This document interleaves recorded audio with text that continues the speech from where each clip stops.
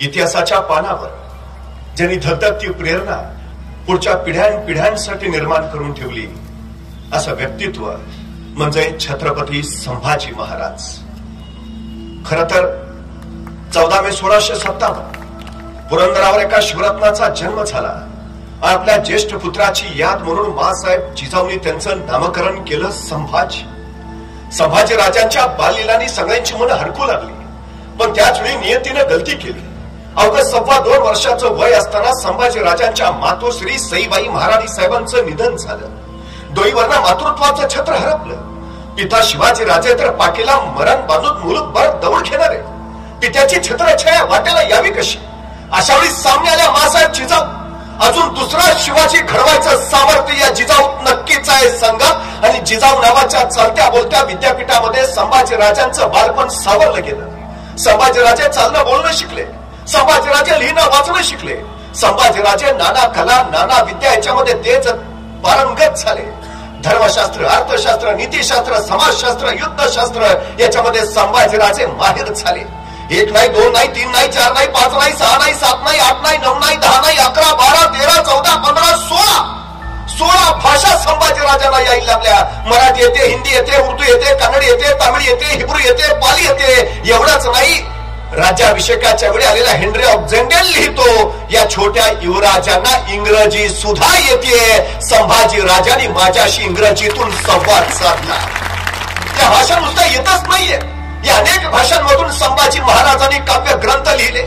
राजकारणाची चर्चा करणारा बुधभूषण, नायिका भेद, अध्यात्माची चर्चा करणारा 7 शतक, नखशिका हे संभाजी महाराजांनी लिहिलेले काही ग्रंथ आहेत. वयाच्या 14व्या वर्षी संस्कृत मधून श्री गणेशाचं वर्णन करताना संभाजी महाराज लिहितात, पद पद व पत्र समाचार अजंग जिमिकन ककर बकर ना विललित कबीर उदर लंबित विशाल वर उर दीर्घाती मुंडी कर देत चारी फल एक दंत सुंड लवत हरी जात सकल मल. हे संस्कृत मधून संभाजी राजांनी श्री गणेशाचं केलेलं वर्णन आहे. संभाजीराजे बुद्धीच्या बाबतीत जसे तेज होते त्याच बाबतीमध्ये शरीर संपदाही त्यांनी जोपासली. व्यायामाची आवड होतीच. मलकाम भालाफेक दानपटा घोडेस्वारी याच्यामध्ये संभाजीराजे माहिर झाले.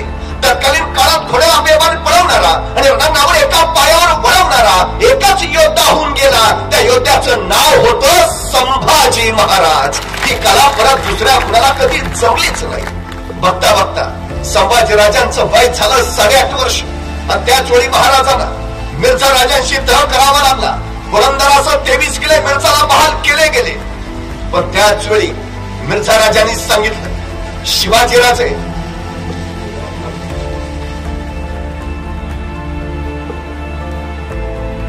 त्याच वेळी मिर्झा राजांनी शिवराजांना सांगितलं, राजे आपले पुत्र संभाजी आमच्याकडे पोलीस म्हणून राहतील. अनेक पिता व्यापार नाही मिर्झा, हे राजकारण नव्हे. आणि छदमी हसत मिर्झा म्हणाले, शिवाजीराजे हे राजकारणच आहे.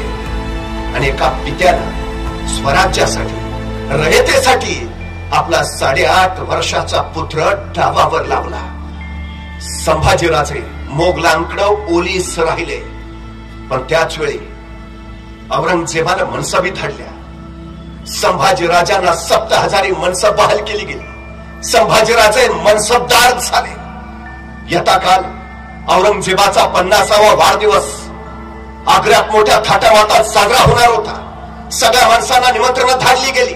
शिवरायांनाही निमंत्रण आलं आणि मनसबदार म्हणून शंभू राजा नाही, पण 9 वर्षाचा पोर या मुलकापासून त्या मुलकापर्यंतचा वनवास भोगेल तो प्रवास ती दत्तक. पण त्याच वेळी शिवरायांच्या लक्षात आलं, संभाजीराजे म्हणजे एकट्या शिवरायांच्या पोटाला आलेले पोर नाहीत, ते सह्याद्रीच्या कुशीत आणि महाराष्ट्राच्या मुशीत जन्माला आलेले मराठ्याचे पोर आहेत. ते धैर्य ते शौर्य त्यांच्या काही आहेच. पण या निमित्तानं मोगली रियासतीचा, मोगली दरबाराचा, मोगली राजकारणाचा संभाजीराजांना जमून अभ्यास करता येईल या हेतुस्तव शिवरायांनी शंभूराजांना सोबत घेतलं. आणि या मुलकापासून आग्रा मथुरेपर्यंतच्या मुलकापर्यंतचा वैराण वनवास भोगत शंभूराजे पिता शिवरायांसोबत आग्र्यात पोहोचले. या तकाल औरंगजेबाच्या दरबारात हजर सुद्धा झाले. इथंच औरंगजेबाने जहरी चाल टाकली. शिवरायांना मागच्या रंगेत उभा केलं आणि महाराष्ट्राचा स्वाभिमान उफाळला. भर दरबारात शिवाजी महाराजांनी औरंगजेबाला फटकारलं. असा अपमान शहनशाह हिंदुस्तान आलमगीर गाजी औरंगजेबचा कुणी केला नव्हता.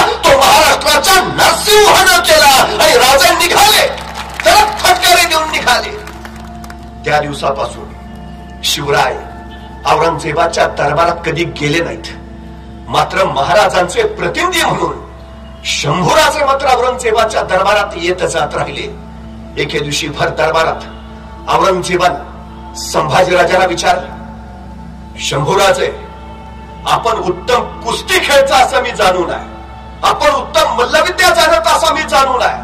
मग शंभूराजे, आमच्या दरबारात सुद्धा चांगले चांगले मल्ल आहेत, आमच्या दरबारातल्या एखाद्या मल्लाशी कुस्ती खेळाल का? तसा 9 वर्षाचा छावा कराडला आम्ही फक्त आमच्या लायकीच्या मल्लाशीच कुस्ती खेळतो आणि तुझ्या दरबारात माझ्या लायकीचा एकही मल्ल नाही. समज, हे महाराष्ट्राचं पाणी होतं. 9 वर्षाच्या शंभूराजाने औरंगजेबाला महाराष्ट्राच्या स्वाभिमानाची चुणूक दाखवली होती. पण त्याच वेळी औरंगजेबाची जहरी चाल रंगू लागली. शिवरायांना ठार मारायचाच डाव होता त्याचा. फौलाद करायची फौलादी मिठी महाराजांच्या गळ्याभोवती आवळी जाऊ लागली. महाराजांना बाहेर पडता येत नव्हतं. पण शंभूराजे मात्र औरंगजेबाच्या महालापासून ते कुंभाराच्या वाड्यापर्यंत बिनधोक येत जात होते. अखेर सुटकेच्या चालीची सगळी जबाबदारी शिवरायांनी 9 वर्षाच्या शंभूराजांवर सोपवली. आणि जे स्वप्नातही घडणार नाही ते सत्यात उतरवून महाराष्ट्राचा नरसिंह निसटला, औरंगजेबाच्या हातावर तुरी देऊन निसटला. पण आपल्या एकुलत्या एक पुत्राला मागे ठेवून एवढे का पित्याचा जीव गलबाला नसेल? एवढे का पित्याचा जीव व्याकुळला नसेल? अरे 9 वर्षाचं पोर आहे, कसं ठेवावं मागा मरणाच्या दारात औरंग्याच्या बोटात? जर का फलता सलता घडलं तर? पण त्याहून विशेष ऐन निरोपाच्या वेळी जर एवढ्याशा शंभूराजांनी विचारलं असतं राजांना, आबासाहेब आम्हाला सोडून एकटेच जाणार, तरी अजून हातला असता, माझा धर्मीकंप झाला असता, कोसळला असता आभाळ. जर विचारलं असतं शंभूनी, आबासाहेब आम्हाला सोडून एकटेच जाणार. पण त्या ऐन निरोपाच्या क्षणी हा 9 वर्षाचा पोर धीरोदात्तपणे आपल्या पित्याला सांगत होता, आबासाहेब आमची फिकीर करू नका, आमच्यापेक्षा महाराष्ट्राला आपली गरज आली काय, आपण बिनधोक. महाराजांकडून चुकला, पुत्र जनता झालाय. यथा काल राजे राजगडावर पोहोचले आणि राजगडावर पोहोचल्या पोहोचल्या राजाने वार्ता उठवली, वाटेत शंभूराजांचं निधन झालं. वयाच्या 9व्या वर्षी शंभूराजांच्या पाटीलाचे मरण बांधलं गेलं. ते इंद्रायणी भीमेच्या तीरावर मरणाला निधड्या छातीनं सामोरं जाईपर्यंत ते मरण त्यांची सोबतच करत राहिलं. राजगडावर शंभूराजांची अंत्यविधी झाली. मासाहेब रडून रडून थकल्या. पण हा सगळा काळीज दाह शिवरायातल्या आत सोसत राहिले. महाराजांनी टाकली होती एक छोटी छलांग आणि तिनंच काम केलं. शंभूराजांच्या मृत्यूची बातमी औरंगजेबाला कळाली आणि औरंगजेबानं पाठलाग सोडला. सबब काशीपंतांच्या बरोबर शंभूराजांना पुन्हा महाराष्ट्रात आणणं शक्य झालं. शंभूराजे परतले, पण गेलेले शंभूराजे वेगळे होते. परत आलेले शंभूराजे आता झाले होते वेगळे. जाणते परिपक्व, मोगली रियासतीचा, मोगली दरबाराचा, मोगली राजकारणाचा अगदी जवळून अभ्यास केलेले. यथा काल महाराजांनी संभाजीराजांना दान प्रमुख म्हणून जबाबदारी दिली. मंत्र्यांच्या विरोधाचे खटले यायचे, त्याचे निकाल आता शंभूराजांच्या न्यायालयापुढे चालवले जाऊ लागले. धर्मावरचे खटले आता शंभूराजांच्या धर्मासनापुढे येऊ लागले. बघता बघता लोककल्याणाचे फैसले सुनावत शंभूराजे रयतेचे धाकले धनी झाले. यथा काल शंभूराजांचं वय झालं 12 वर्ष. एके दिवशी महाराजांनी शंभूराजांना विचारलं, शंभूराजे आपण लेखणी ते चालवता, पण आपली तलवार आणि कडाडला छावा. आबासाहेब आज्ञा द्यावी. आणि आज्ञा सुटली. गुजरात खंबातपर्यंत टिपण्याची आणि काळ्या कबिने ढगामध्ये पाण्याचा डोरा ठेवा. तसा शौर्याचा डोरातून छावा कोसळला. गुजरात टिपलं, खंबात तुटलं. मामे जाधवरावांचे कैद केले. संभाजींच्या युद्धनीतीने अनेकांच्या नजरा विस्फारल्या. बघता बघता संभाजीराजांचं शौर्य तापू लागलं. संभाजीराजांच्या विजयाची खबर महाराजांना मिळाली आणि कडाडले महाराज, त्या 32 तोफांना आमचा बछडा खाशी जीत घेऊन येतोय. आणि स्वराज्यावर शंभूराजांच्या शौर्याची पहिली मुद्रा उमटली.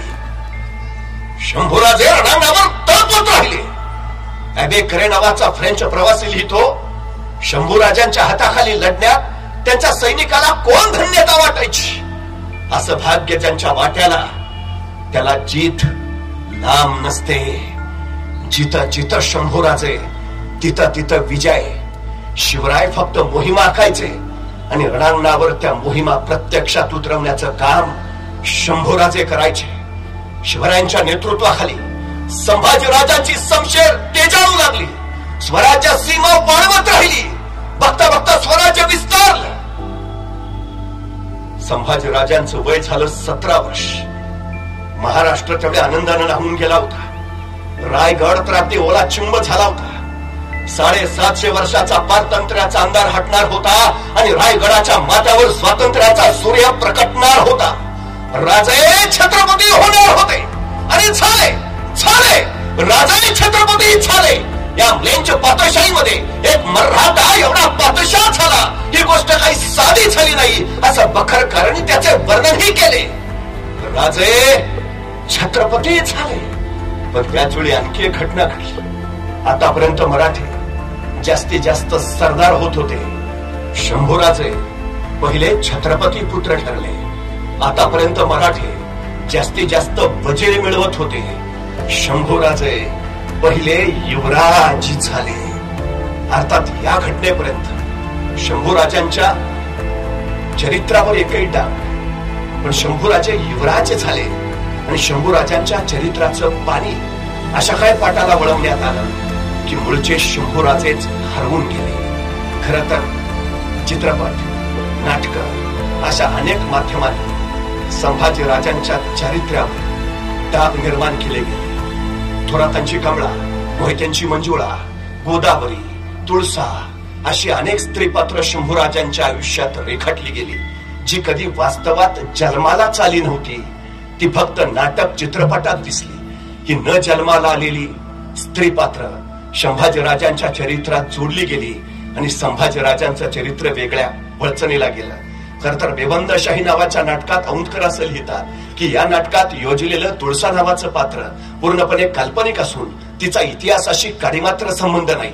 पण आम्ही 3 तास नाटक बघतो. नाटकात आम्हाला प्रस्तावना वाचून दाखवली जात नाही, तर तुळसा खरी का खोटी याचा पत्ता आम्हाला लागत नाही. आणि मग शंभू चरित्रामध्ये तुळसा येत राहते. एवढी दिसतायत दोघं, म्हणजे असणार काहीतरी असं लोक बोलत राहतात. ही सगळ्यात मोठी अडचण. पण एक गोष्ट आपण लक्षात घेतली पाहिजे.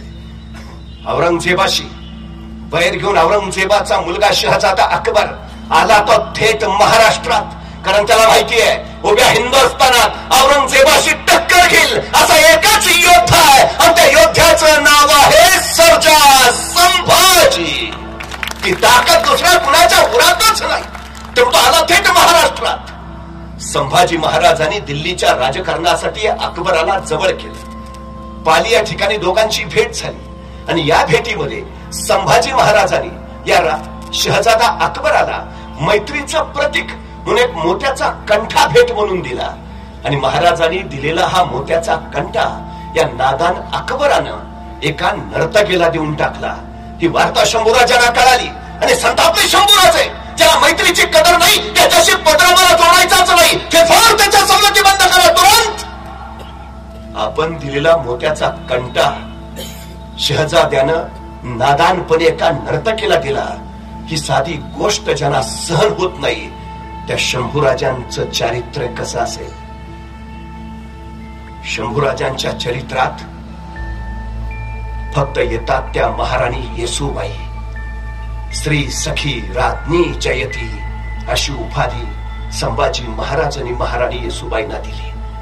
मी आवर्जून सांगतो, जितकं छत्रपती शिवाजी महाराजांचं चारित्र्य शुद्ध आणि स्वच्छ आहे तितकंच संभाजी महाराजांचं चारित्र्य सुद्धा शुद्ध आणि स्वच्छच आहे. आणखीन एक आरोप केला संभाजी महाराजांवर. संभाजी महाराज व्यसनी. अहो काय काय नाटकात हातात एंट्रीच हातात ग्लास घेऊन. कुठला इतिहास आहे? कुणी काढला? आमच्या सातारला ग्रँड डफ नावाचा एक इंग्रज गव्हर्नर होता ज्यांनी पहिल्यांदा मराठ्यांचा इतिहास लिहिला. तो मराठ्यांचा इतिहास लिहिताना त्यांनी संभाजी महाराजांचं वर्णन केलं. काय केलं? संभाजीराजे स्वतःच्या शौर्याच्या बळावर एवढ्या बुलंद आणि बलाढ्य झालेत, कुणी शत्रू त्यांच्यावर आक्रमण करायला धजावेना. जणू संभाजी राजांना आता सत्तेची नशा चढलीये. काय लिहितोय ग्रँड डफ? स्वतःच्या शौर्याच्या बळावर संभाजीराजे एवढे बुलंद आणि बलाढ्य झालेत की कुणी शत्रू त्यांच्यावर आक्रमण करायला धजाविना जणू संभाजीराजांना आता सत्तेची नशा चढली आहे. याच काफी खानाच्या उद्गाराचं ग्रँडफने इंग्रजीत भाषांतर केलं. सत्तेची नशा चढलेला राजा, intoxicated with the wine of folly and pride. सत्तेची नशा चढलेलं, त्याचं भाषांतर बरोबर आहे, पण आपल्या लोकांचं इंग्रजी चांगलं. त्यांनी ग्रँडफनी लिहिलेलं वाचलं, एन्टॉक्सिटेड विथ द वाईन घेत होते. काय चाललंय? आणखी एखाद्याला पत्र उपलब्ध आहे. संभाजी महाराजांनी पोर्तुगीजांना पाठवलंय, आम्हाला दारूची 2 पिंप पाठवून द्या. अरे बाळा, मागवलेली दारू प्यायची नाही, ती तोफेला लागणारी दारू आहे. एवढं जर तुला कळत नसेल तर तू लिहिताना घेतलेली काय याचं संशोधन झालं पाहिजे. सुपारीच्या खंडाचंही व्यसन नाही, सुपारीच्याही खंडाच अजिबात. आणखीन एक आरोप केला जातो, संभाजीराजे स्वराज्यद्रोही, छत्रपतींचा पुत्र मोगलांच्या कळपात दाखल झाला, दिलेर खानाला जोड मिळाला.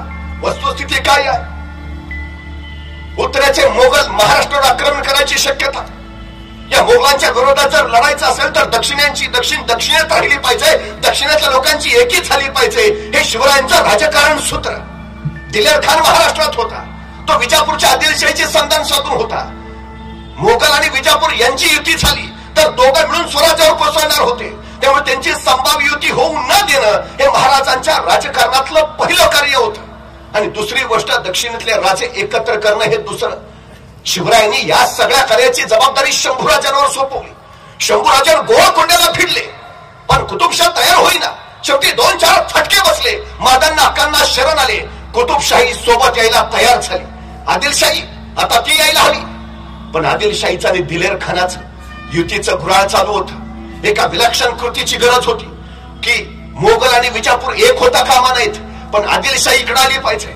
आणि त्यासाठी शिवरायांनी एक विलक्षण चाल खेळली. शंभूराजे दिलेर खानाला जोड मिळाले, सबब विजापूर आणि मोगल यांच्यातली युती टळली. दिलेर खानाचं जे आक्रमण स्वराज्यावर होणार होतं तो रोख शंभूराजांनी बदलला आणि स्वराज्य सुरक्षित राखलं.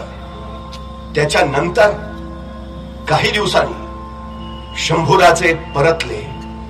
आता सगळ्यात महत्वाची एक गोष्ट आहे, काही लोक सांगतात पण शंभूराजांनी दिलेर खानाला पत्र लिहिलंय, आम्ही तुमच्याकडे येऊ इच्छितो, आम्हाला पराक्रमाची संधी हवी आहे, आम्हाला इथं स्वराज्यात ती मिळत नाहीये सांगतात. आता मला सांगा, हा जर महाराजांच्या गोपनीय कटाचा भाग असेल तर संभाजी महाराज दिलेर खान साहेबांना असं लिहितील का, राजमान्य राजेश्वरी दिलेर खान साहेबांशी शीर्षाष्टांग दंडवत.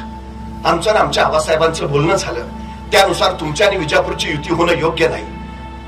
त्यामुळे आमच्या आबासाहेब आम्हाला असं म्हणाले की शंभूराजे करता का असं, जाता का दिलेर खानाकडं, जावा जरा 1-1.5 वर्ष गापील ठेवा, तोपर्यंत आम्ही इकडची तयारी उरकतो, झाली की तुम्हाला कळवतो, मग या माघारी. मग दिलेर खान साहेब कसं काय वाटतं आमचा प्लॅन तुम्हाला, येऊ का तुमच्याकडं?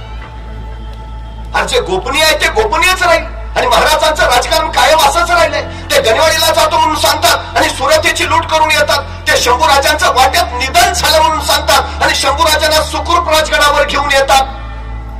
दक्षिणांची दक्षिणेत राहिली पाहिजे यासाठी शिवरायांनीच केलेलं हे राजकारण होतं. शिवरायांच्या सांगण्यावरच शंभूराजे दिलेर खानाला जोड मिळाले होते. याचं कारण असं, खंडाची खोपडा फितूर झाला, शिवाजी महाराजांनी त्याचे हातपाय तोडले, संभाजी गावची फितूर झाला, प्रतापराव गुजराकरवी महाराजांनी त्यालाही ठार मारलं. मग शंभूराजे फितूर होतात तर स्वतः शिवाजी महाराज त्यांना परत कसे आणतात? आणल्यानंतर फ्रेंचाशी वाटाघाटी करायचा अधिकार देतात, मोगलांच्या विरोधातल्या आक्रमणाच्या फळीचं नेतृत्व त्यांच्यावर सोपवतात. अर्थ स्पष्ट आहे, हे शिवरायांचंच राजकारण होतं सगळ्यात महत्वाचं.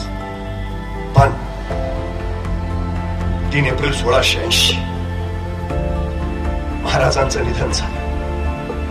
महाराज नापरतीच्या मोहिमेला निघाले. त्याचवेळी शंभूराजे पन्हाळ्यावर कैदेत होते असं सांगितलं गेलं. पण वस्तुस्थिती अशी आहे, शंभूराजे कधीही कुठंही कैदेत नव्हते. मग ते महाराजांच्या आजारपणात अथवा राजाराम महाराजांच्या लग्नात का उपस्थित नव्हते असा प्रश्न विचारला जातो. वस्तुस्थिती अशी आहे, शंभूराजे त्यावेळी बुऱ्हाणपुराच्या स्वारीत लढण्यात गुंतले होते. आणि लढणाऱ्या माणसाला कुणाच्या लग्नाची किंवा कुणाच्या आजारपणाची बातमी दिली जात नाही. लढता लढता बुरहानपुरात शंभूराजे काय शत्रूला असं म्हणणार नव्हते, जरा 2 दिवस थांबूया का युद्ध, भावाचं लग्न आहे, उरकून येतो. नाही ना, ते बुरहानपुराची स्वारी आटोपली. साधारण मार्चच्या शेवटच्या आठवड्यात शंभूराजे पन्हाळगडावर पोहोचले आणि अवघ्या काही दिवसात महाराजांचं निधन झालं. पण त्याच वेळी रायगडावर कुठील कारस्थान रचलं गेलं. काही करून शंभूराजांना गादीवर येऊ द्यायचं नाही असा डाव रंगला. राजाराम महाराजांना गादीवर बसू आणि त्यासाठी शंभूराजांना कैद करावं. मंत्र्यांनी चाल प्रत्यक्षात आणायला सुरुवात केली. कराडला असणाऱ्या हंबीरराव मोहितेंना निरोप केला, शंभूराजांना कैद करायचा आहे, ससैन्य तयार राहा. हंबीरराव म्हणले या तयारच आहे. मंत्रिमंडळ उड्या मारत गेलं, कराडला पोहोचलं आणि इथं मात्र हंबीररावांनी डाव उलटवला. आल्या मंत्र्यांनाच कैद केलं, काढण्यात चढवल्या. सरळ काढण्यात चढवलेले मंत्री पगडावरून शंभूराजांच्या पायावर घातले आणि कडाडल्या खंबीर हंबीरराव ही घ्या नादान हरामजाद माणसं, राजा जाऊन अजून 11 दिवस नाही झाले त्यांच्या पोटच्या गोळ्याला कैद करणारी ही घ्या ताब्यात. सगळे कैद झाले, बंड मोडून काढलं, फितुरी तोडली. पण यावेळी शंभूराजाने हंबीररावांना विचारलं, मामासाहेब, आपले भाचे राजाराम महाराज गादीवर येत असताना आपण राजाराम महाराजांच्या पाठीशी उभा राहायचं सोडून आपण आमच्या पाठीशी कसे उभा राहिलात? तेवढे हंबीरराव मोहिते असं म्हणाले की या सगळ्या प्रकाराची कल्पना सोयराबाई महाराणी साहेबांनी आम्हाला आधीच दिली होती आणि कोणत्याही परिस्थितीत शंभूराजांच्या केसालाही धक्का लागता कामा नये असं सोयराबाई राणी सरकारने आम्हाला बजावलं होतं. आमच्या इतिहासात सांगितलंय वेगळं काय काय काय काय. सोयराबाईंना काय काहींनी कैकईच करून ठेवलंय. पण स्वतः संभाजी महाराजांनी बाकरे नावाच्या ब्राह्मणाला दिलेल्या दानपत्रामध्ये सोयराबाईंचा उल्लेख करताना लिहिलंय, स्फटिकाप्रमाणे निर्मळ मनाची माझी आई. जिथं संभाजी महाराजच सोयराबाईंना स्फटिकाप्रमाणे निर्मळ मनाची म्हणतायत, तिथं आम्ही त्यांना कैकई का करावं हा सगळ्यात मोठा विषय आहे. बंड मोडून काढलं. शंभूराजे रायगडावर परतले. महाराजांचे काही विधी राहिले होते, शंभूराजांनी ते पुन्हा केले. रायगडावर छत्रपती शिवाजी महाराजांची समाधी उभारली आणि महाराजांच्या मृत्यूनंतर तब्बल 9 महिन्यांनी संभाजी महाराजांनी स्वतःला राज्याभिषेक करून घेतला. संभाजीराजे स्वराज्याचे दुसरे छत्रपती झाले. पण त्याच वेळी महाराष्ट्राचा आभाळ मात्र काळवंडलं होतं. जोपर्यंत शिवाजी महाराज हयात होते, औरंगजेब चुकून महाराष्ट्रात आला नव्हता. त्याचा धाडसच झालं नाही, इतकी दहशत त्याच्या उरात. पण आता महाराजांचं निधन झालंय. पुण्यापुऱ्यात 23 वर्षाचे शंभूराजे गादीवर आलेत. आता हीच नामी संधी आहे. ही संधी शोधून औरंगजेब आपल्या प्रचंड फौजांशी ससज्ज झाला. पण त्याच वेळी 23 वर्षाचे शंभूराजे एके दिवशी भर दरबारात विचारते झाले, मामासाहेब, स्वराज्याचा घाट बांधावा म्हणतो, पण औरंग्याचाही थाट उतरला पाहिजे. मामासाहेब, जागा काढा मोकेच. आणि हंबीररावांनी सांगितलं, राजा एक जागा आहे, मोकेच. मुघलाचं नाकच कोण जागा? बुरहानपुरा. धार उल दख्खन बुरहानपुरा. राजा बुरहानपुरा म्हणजे औरंगजेबाची राजधानी दख्खनेतली. बुरहानपुरा म्हणजे मधाचं पोळ आणि कडाडला छावा, मग हे मधाचं पोळ आता कोळ्याचं जाळं झालं पाहिजे. आणि बघता बघता मराठी फौजा सुसाट सुटल्या. बुरहानपुरावर छापा पडला. बुरहानपुराचे 17चे 17 पुरे पुरते सुटले. एखाद्या सुंदर बागेचं रोपण डोळ्यात साठवावं यासाठी पापणी मिटावी आणि पापणी उघडावी तर पुढे स्मशान दिसावं, अशी बुरहानपुराची पूर्ती वाताहत झाली. बुरहानपुरा संभाजीराजांनी पुरता कोळसा पुरा करून टाकला. औरंगजेब संतापला, त्राईत झाला. बुरहानपुरा म्हणजे औरंगजेबाचं हळवं काळीच वार. त्याच्या 2 बहिणींचा जन्म बुरहानपुऱ्यातलाच, त्याच्या आई निर्वतली बुरहानपुऱ्यातच आणि औरंगजेबाच्या आयुष्यातलं एकुलतं एक प्रेम प्रकरण ते घडलं तेही बुरहानपुऱ्यातच. संभाजी महाराजांनी बुरहानपुऱ्याला नव्हे, औरंगजेबाच्या काळजालाच हात घातला होता. संतापला औरंगजेब, पण तोपर्यंत दुसरा तडका बसला. औरंगजेबाच्या नावाने बसवलेला औरंगाबाद, संभाजीराजाने औरंगाबादलाच हात घातला. औरंगाबाद लुटला इतकं की औरंगजेबाच्या नावाशिवाय तिथं काही ठेवलंच नाही. साफ औरंगजेब संतापला, भयान संतापला. औरंगजेब लिहितो, उभा आयुष्य शिवाजी महाराजांनी माझ्याशी वैर केला, पण शिवाजी महाराजांनी कधीही माझ्या बुऱ्हाणपूर आणि औरंगाबादला हात लावला नाही. पण हा शंभू राजा काल गादीवर आला आणि आज माझ्या काळजालाच फाडून गेला. हे पाणी काही वेगळाच आहे, वेगळाच. औरंगजेब संतापलाच होता. त्याच्या पक्का शुद्धीवर पाय पडला. औरंगजेबाचा मुलगा शहजादा अकबर त्याच्याशी वैर घेऊन तो आला थेट शंभूराजांकडेच. अकबराला स्वीकारणं म्हणजे औरंगजेबाला खुलं आव्हान देणं आणि आव्हानाला पाठ दाखवणं हा गुण संभाजीराजांच्या रक्तातच नव्हता. अकबराला जवळ करून शंभूराजांनी औरंगजेबाला खुलं आव्हान दिलं आणि निघाला औरंगजेब, निघाला स्वराज्याच्या दिशेनं, उचलली खास पाऊल. औरंगजेब कुणी साधा नाही बरं. आशिया खंडातलं सगळ्यात मोठं साम्राज्य म्हणजे औरंगजेबाच आणि आशिया खंडातलं सगळ्यात छोटं राज्य म्हणजे शंभूराजांच. औरंगजेबाच्या नुसत्या सरदारांची संख्या 14,500 आणि एका सरदाराच्या हाताखाली 50,000ची फौज म्हणजे 14,500 गुणिले 50,000 एवढा औरंगजेबाचा सेना लष्कर.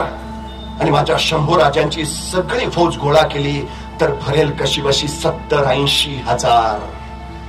औरंगजेबाचा एका वर्षाचा वार्षिक महसूल कोट्यानी कोटी रुपये आणि शंभूराजांच्या स्वराज्याचा वार्षिक महसूल कसा बसा 1 कोटी रुपये. शंभूराजे 23 वर्षाचे आणि औरंगजेब 75च्या घरातला. औरंगजेब मनभर आहे आणि स्वराज्य कणभर. हे कणभर स्वराज्य चिरडायला मनभर औरंगजेब निघाला महाराष्ट्रात पोहोचला आणि सह्याद्रीच्या गडावरनं छावा शंभूराजा कडाडला. येऊ द्या त्या औरंगजेबाला, अखेर त्याला त्याच्या मरणाची जागा कळली तर आता बघेल या छावाचा कधी कावा. आणि बघता बघता महाराष्ट्रात उतरलेल्या औरंगजेबाने चोहो बाजूने स्वराज्याची टाकण्याची मोहीम आखली. सरबुलंद खान, अली खान, फतेह खान, शहाबुद्दीन खान, रामसिंग हाडा, भीमसिंग हाडा, शहजादाचं मुअज्जम बेदार भक्त स्वराज्याची पकडायला चोहो बाजूने निघाले. फौजा स्वराज्यावर लोटल्या आणि खासे शंभूराजे घोड्यावर मान टाकून बसले. कड्यात राहिले आणि तलवारीच्या टोकावर भाकरी भाजतात मराठे. औरंग्या तुला भाजायला वेळ नाही लागणार. ते धगीनच करत होते औरंगजेब. शिकस्त हार आणि पराभव. संभाजीराजे दिवसातल्या 24 तासापैकी 20 तास घोड्यावर मान ठेवायचे, दौडत राहायचे. मुघली फौजा मागे रेटत राहायचे. प्रसंगी शाळूच्या मातीच्या भाकरी खायचे पण झुंजत राहायचे. संभाजीराजे म्हणजे शिवाजी राजांचे नादान दक्कनशील वारिस. चुटकीसरशी चुरगाळू आणि दक्कन घशात घालू असा ख्वाब बघून आला होता औरंगजेब. पण संभाजी महाराजांनी पहिलाच तडाखा असा दिला की औरंगजेबाला स्वतःचा अनुमान बदलून घ्यावं लागलं. ये